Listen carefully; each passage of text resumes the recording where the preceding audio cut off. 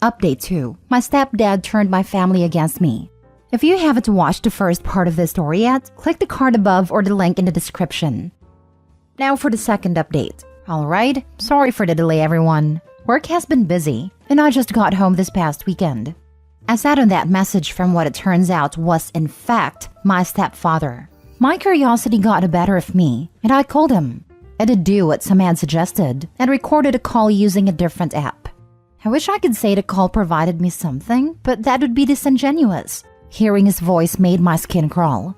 He asked how I was, and I told him to cut the nonsense, and he laughed. Nothing incriminating on his end, of course. Talk was about 3 minutes long, about nothing. I did ask him why he wasn't content with me being with her, and he said I wasn't man enough, and that a woman like her would have been wasted on me. He has a very traditional way of thinking relationship-wise, which is especially funny because it shows how much he never knew about our relationship, or her in general.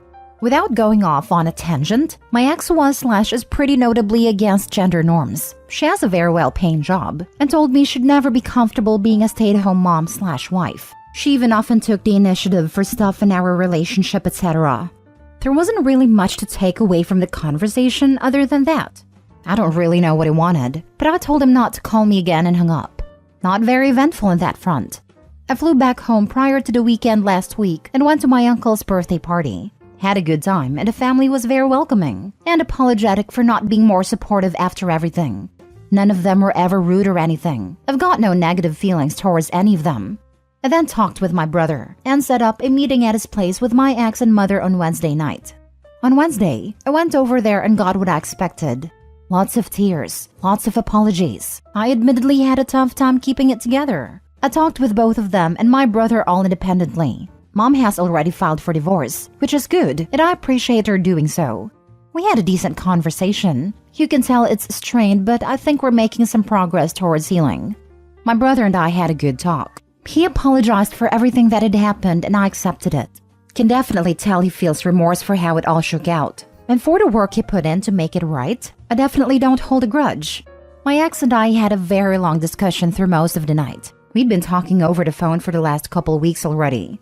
A lot of it was just catching up. We're obviously two very different people now after nearly a year and a half apart.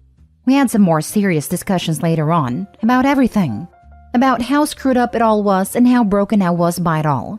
She told me she'd already seen a therapist and asked if I would be willing to come with her to her appointment Thursday. She's gone above and beyond for everything I could have asked of her the last few weeks, and I'm really truly appreciative of it. I went with her to her therapy appointment, which I feel was very productive for everyone. Her therapist seemed to be very appreciative of me being there as well. So we stayed talking for a while after, and I decided to ask if she wanted to go out Saturday night. So that's the plan right now. I don't know exactly what's going to happen, but I wanted to show her that I appreciate the effort she's putting in to try and mend what's been broken. And selfishly, I'd like to see her in a setting that isn't like the ones we've been in. That's the update for now. Things are looking up. Haven't seen any of my stepdad or his family since getting home. Appreciate all the support from everyone. We'll update with anything new. Now for the comments. I really want to believe that she changed. It isn't that gullible anymore and won't fall again for such BS if anyone would ever try again. Because it seems that you really want to get back in a relationship with her. If you think that getting back together is the best thing to do, then it's your choice. Up to you. Hopefully things will be okay from now on. I'd like to, yes. That said, I'm still wary of it all. And I imagine will be for quite a long time naturally. I read your story recently, and I was so angry about your despicable soon-to-be ex-stepfather. I know it's probably going to take some time to mend what can be mended, and some things will probably hurt for some time, but I'm glad for you and how things are getting better. And am I correct in the understanding that your brother is who used to be your stepbrother? Because that's a point in your story that surprised me. As soon as you saw what length he went to reach out to you, you dropped the step. In any case, hope things go better for you as time goes. He is. It was actually accidental at first, but I certainly think he's earned that now. So wait, is brother still dating ex, or did he step back once everything came out? They aren't dating. Went on 2 dates at the suggestion of stepdad, but both felt gross about it. I'm honestly a bit concerned that because you don't have a strong support system, you let your mother and ex too fast back into your life.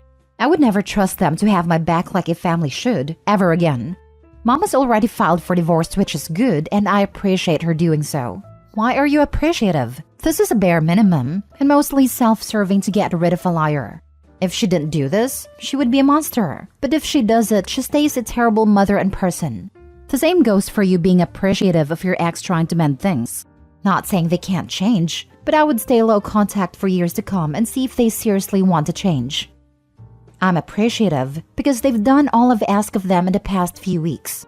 I'm communicating and trying to mend some things, but I'm still living across the country. It's more just a timing thing than anything else that I'm home this quick. At the end of the day, I'm not going to be with them because I'll be living so far away. They're gonna have to make that effort, and assuming they do so, I'll give them the time to try to fix things. Next story. Update. A woman I'm dating posted my picture to an online cheaters page. I, 36 male, met Danielle, 33 female, on a dating app and we immediately hit it off. Conversation was super easy for us, so we swapped numbers and spent the next 2 weeks texting and talking on the phone. I explained early on that I want to take my time, because not only am I looking for something serious, but also have work commitments the next few months. I work in tech product sales, which can be very busy. It also involved me leaving the city for a few days at a time. She said she understood and was also looking for something long-term. Great. We met the weekend before Valentine's and had a nice restaurant date followed by dessert and coffee. We finished with a kiss, and I walked her back to her car. It was definitely the best date I've been on since my last relationship. The next day, I called her to say I was looking forward to seeing her again and would plan something when I get back. Now, I live in a major North American city, and from the 15th to 17th, I was booked 3 hours away for an on-site client meetings. I told her about this and let her know that we'd keep in touch. On a Friday I'm due to get back, I get a message from a close female friend asking who I angered. I have no clue what she's talking about, so she sends me a screenshot of my photo on what looks like a Facebook page and tells me it's a private group where women call out men for cheating.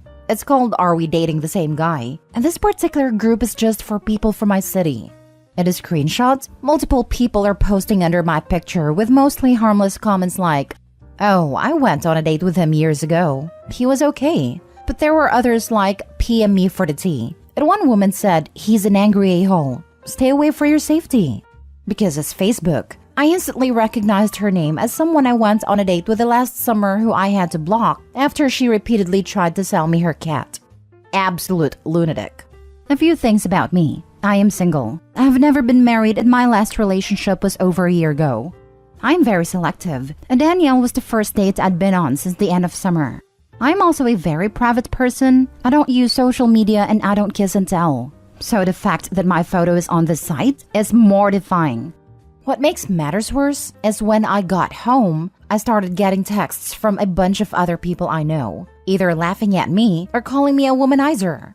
As of now, I'm aware that several female friends have seen it. One coworker, my sister, and a woman I know who lives in the same building as me that excitedly grabbed me when I was leaving this morning to tell me, "I saw you in that Facebook group." Apparently, it's a lot more popular than I realized.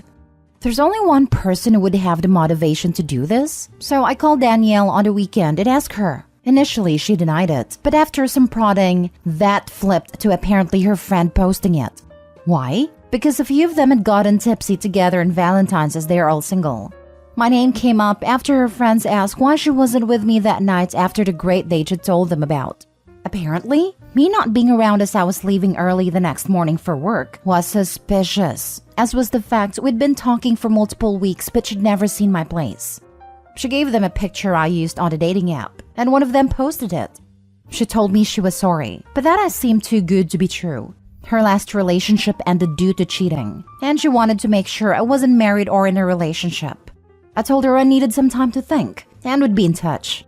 That was Saturday. We've been silent until today when I woke up to dozens of messages from her saying things along the lines of, "I'm so sorry," / "I'm so angry with myself for this." And then the real truth. It was her that posted it. She wanted to come completely clean and apologized for lying, telling me she panicked when I confronted her, but she wants it all out now.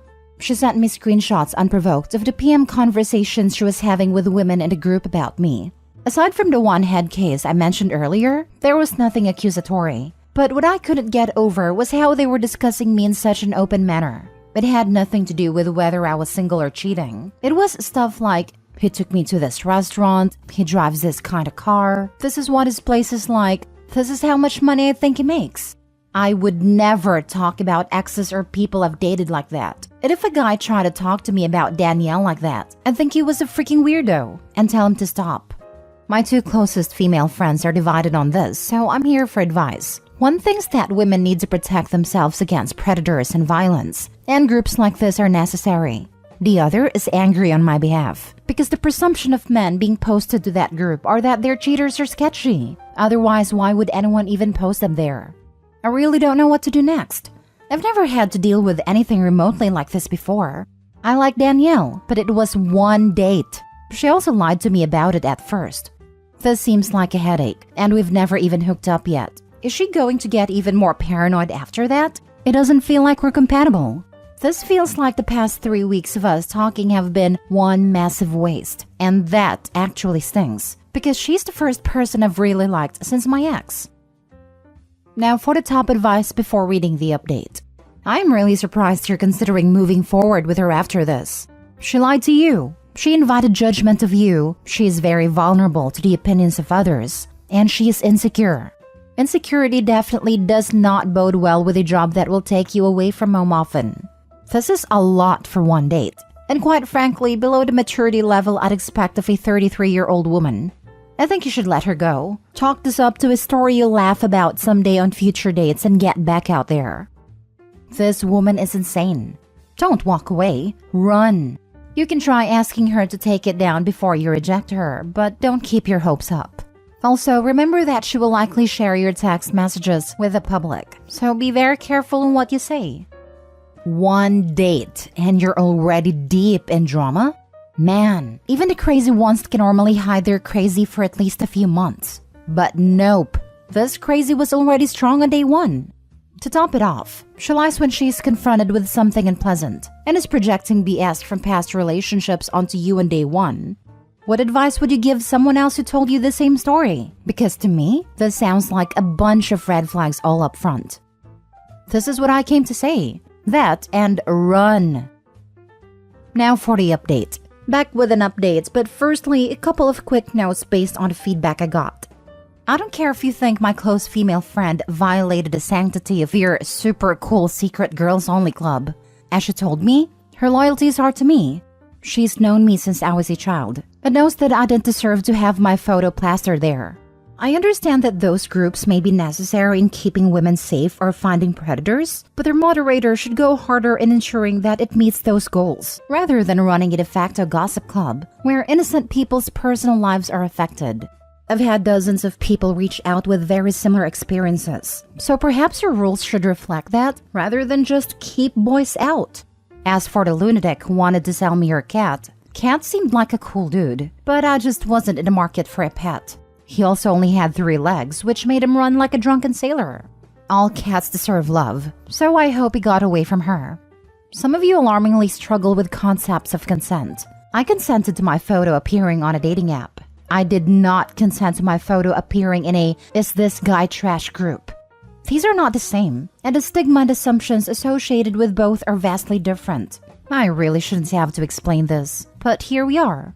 Regarding me not realizing how big this group was, 3 of the women in my life all found out about it the same way.